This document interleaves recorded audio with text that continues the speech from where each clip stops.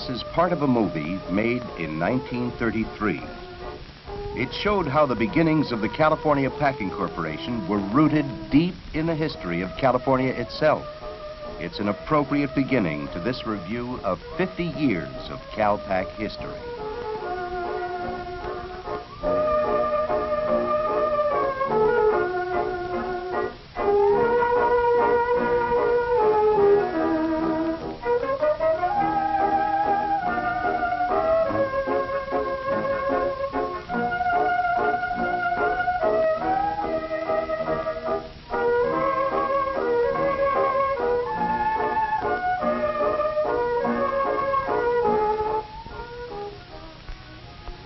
It is more than the history of a business, this story of the building of Del Monte.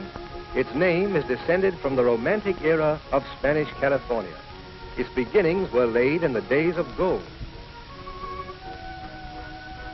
Beside the blue Pacific, on the western fringe of our continent, lies a land of almost legendary abundance, California, a land of curving shore and rugged promontory, a land of flower-decked hills and smiling valleys, of golden sunshine and deep, fertile soils.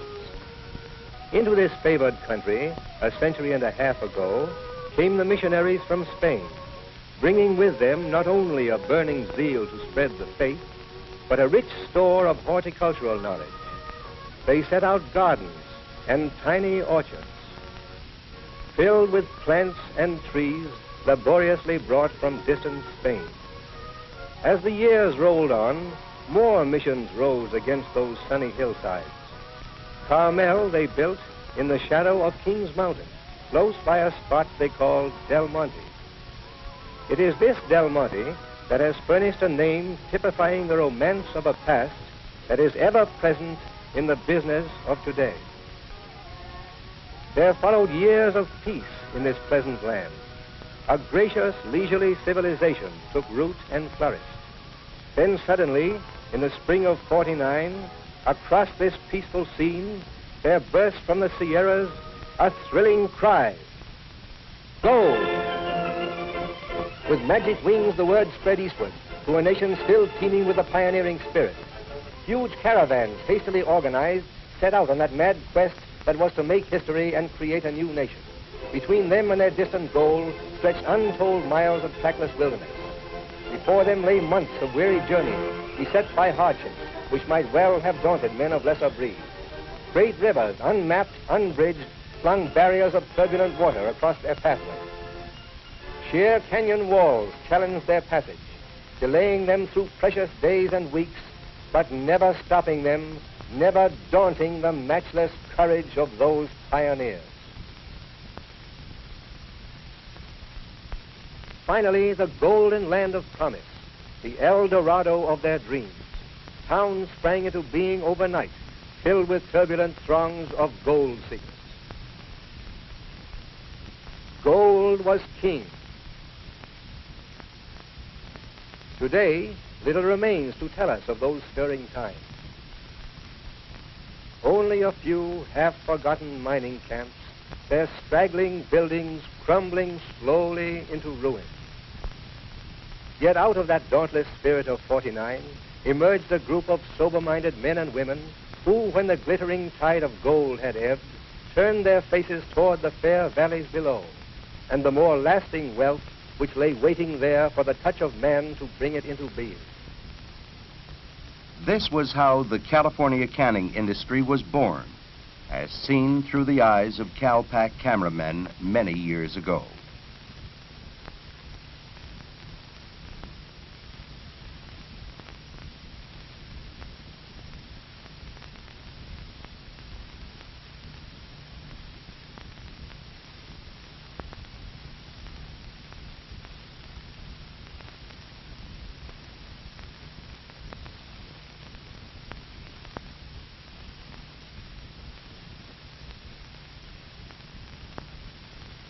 We filmed out of the spirit of '49 to set a mood, to convey a feeling, to recall an ideal. Now, as we turn the corner of 50, this mood, feeling, ideal is still with us. in the time of a golden anniversary, this spirit remains a lively one.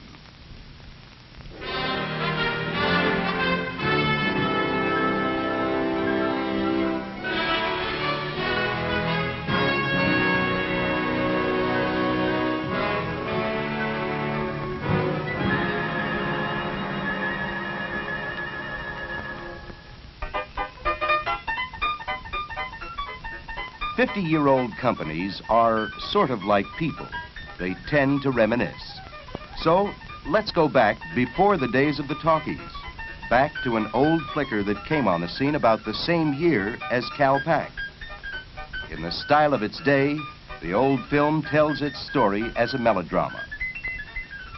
Among its stirring scenes are the first films ever made of harvesting asparagus with real horsepower.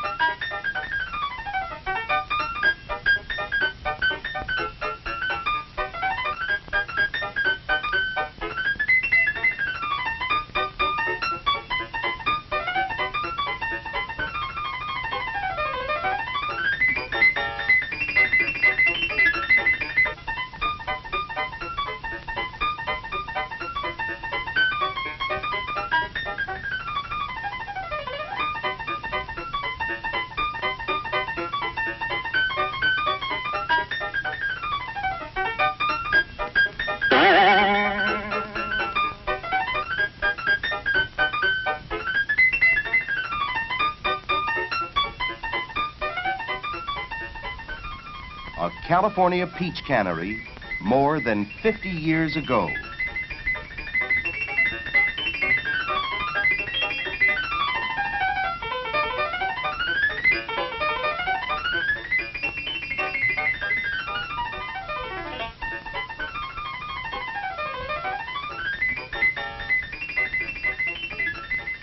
A marriage is blessed with issue.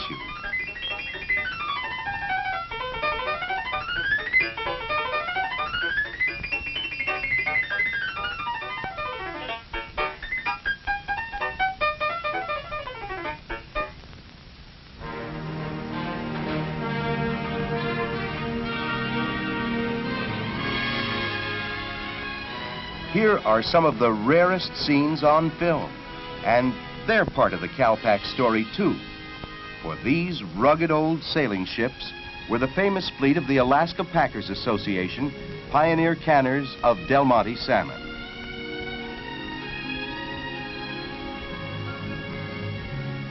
They took on board everything they needed for putting up the salmon pack during the brief Alaskan summer.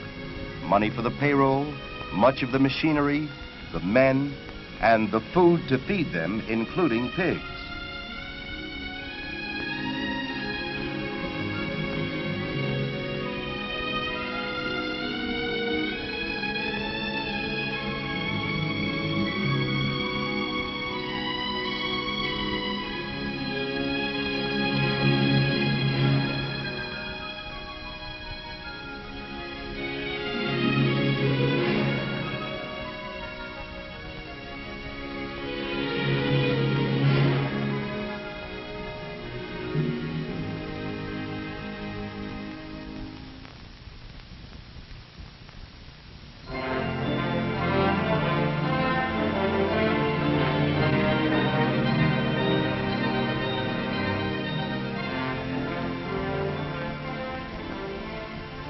Casting off from San Francisco, out they went through the Golden Gate, north to Alaska.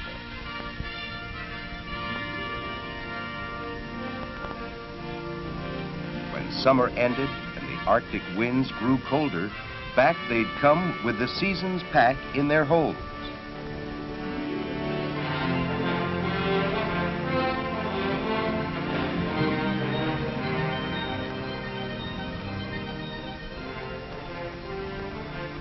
They were part of an era that was centuries old. They were the last commercial sailing fleet to fly the American flag, sturdy square riggers that brought the era to a graceful close.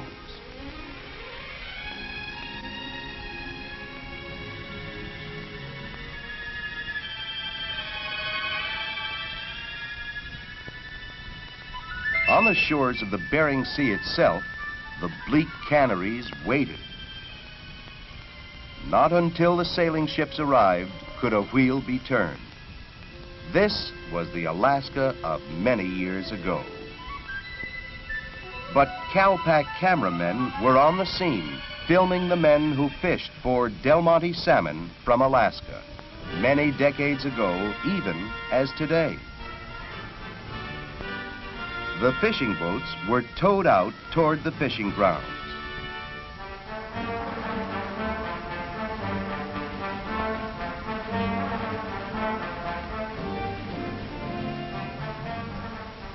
The salmon, caught in the net by their gills, were hauled aboard the small boats. Gunnels almost awash under the weight of their catch, the tiny gill netters headed for the lighter, which took their salmon to the cannery.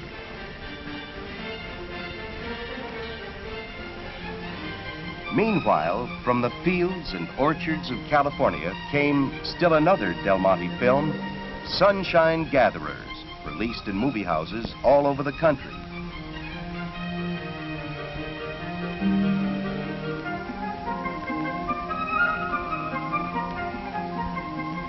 It showed in almost living color that Del Monte fruits did indeed vie with one another in gathering sunshine.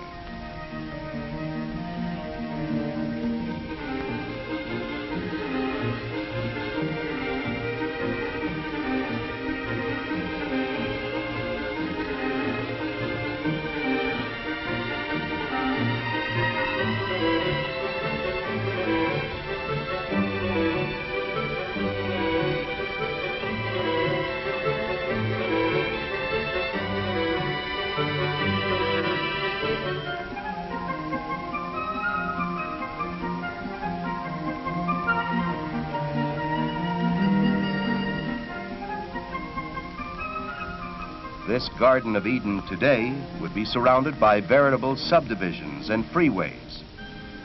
But this was when both California and Calpac were very young.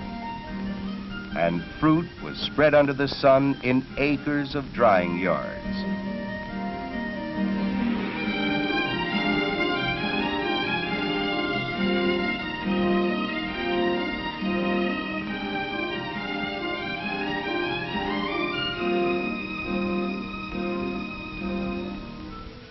Fresh-cut asparagus was taken to riverbank wharfs along the Sacramento. Barges hauled it downstream to the canneries.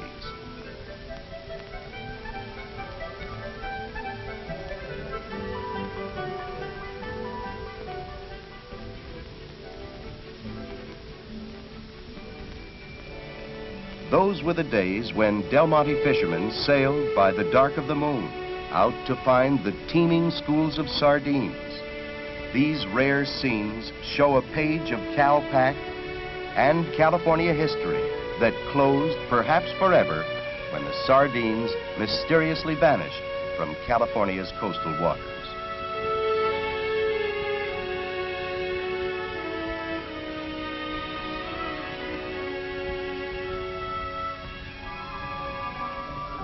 And farther off the coast of California, sometimes as far south as the waters of Mexico and Central America, Calpac fishermen were even then tracking down the tuna. The chummer teased the tuna with sardines as bait. Using a feathered lure with a barbless hook, the fishermen needed muscle.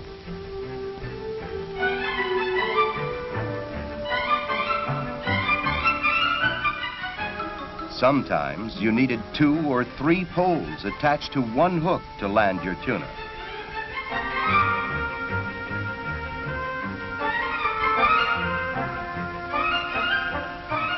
The size of a tuna was measured by the number of poles it took to haul him aboard.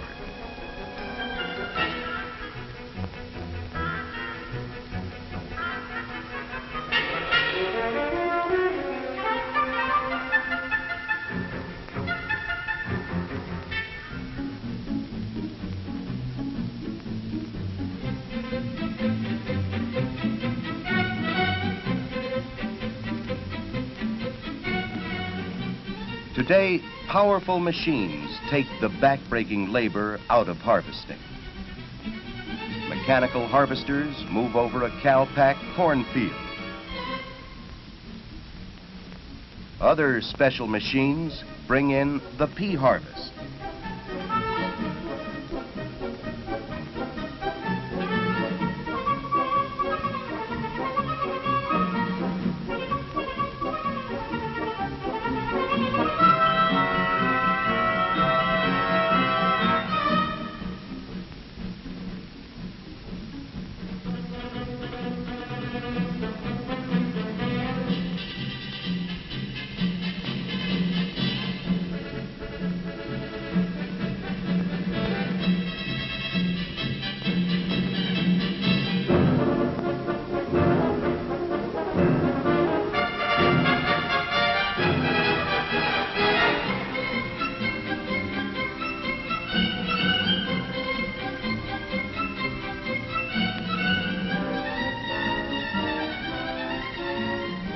Gigantic boom harvesters in Calpac's Hawaiian pineapple fields.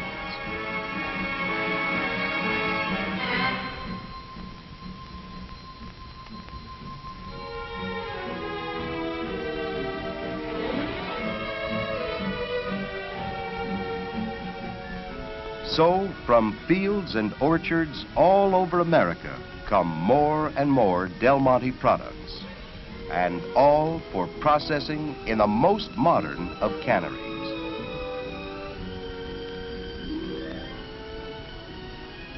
From out of that spirit, the spirit of '49, we grew. The past is more than a memory. It's a backdrop for today and a prologue for tomorrow. Now, in every part of America, producing in lands that border every sea, selling in nations around the world, California Packing Corporation and its Del Monte brand still promising youngsters at 50.